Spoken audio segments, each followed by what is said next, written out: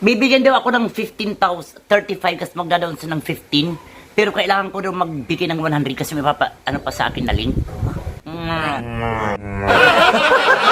Tapos magsisend ako sa kanya ng 100 ngayon. Mag-deposit po kayo sa salary account niya ng 100. Tapos pag nakapag-deposit na po kayo ng 100, sabihin niyo po sa akin para po papatanggal ko po yung turnover niyo. Ah, sige, sige, sige.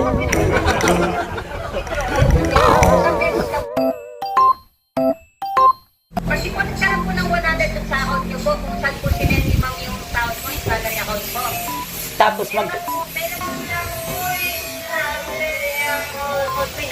Scammer, scammer. Tapos magkano ibibigay niya sa akin? Nagbigay na daw po sa inyo si ma'am, nag-down na daw po. Tapos Nang magkano? po, Magkano? ito po ito na eh. Saan ko siya makukuha? Sa Gcash? Lahat po, nasa may salary account niyo po yun. So, i-click link ko yung link. Oo, tapos binigyan po kayo ng salary account. Ah? Yung account niyo po, yung link niyo, pinutin niyo po. I-bin niyo lang po yung Gcash niyo doon or Paymaya niyo po. Huwag niyo lang po kakalimutan yung transaction password niyo. Kasi sesend ko sa inyo. Hindi po, ito sa akin.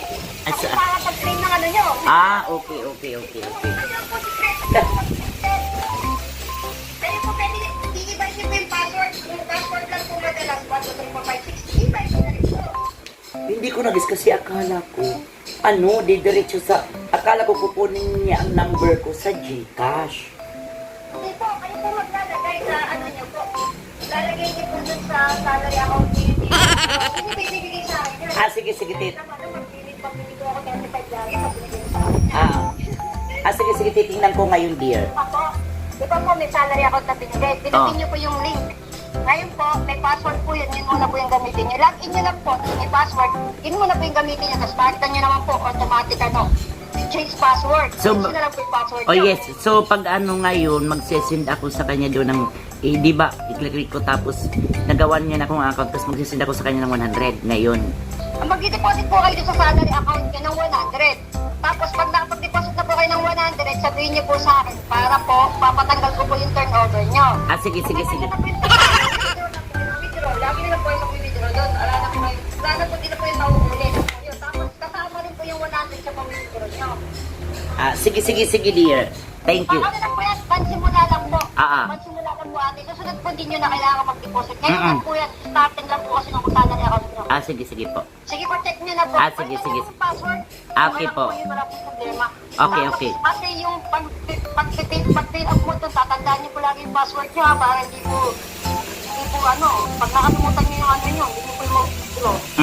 Yung transaction password, yun po yung mahalaga eh. Opo. Sige po. Ah, sige, check ko lang. Apo. Oh my. Ako po ay dyan, yung mga kasama ko rin dyan, saka yung mga nagtusog, alam nila yan. Oh, pero alamin ko na ngayon. Ako, sige po, tingnan nyo na lang po. Thank you. Sa Telegram, pag may tanong po kayo. Oo. Oh my God. Magbibigay kasi tumatulog. Bibigyan daw ako ng 15,000, 35 kasi magdadaon siya ng 15. Pero kailangan ko daw magbigay ng 100 kasi may ano pa sa akin na link.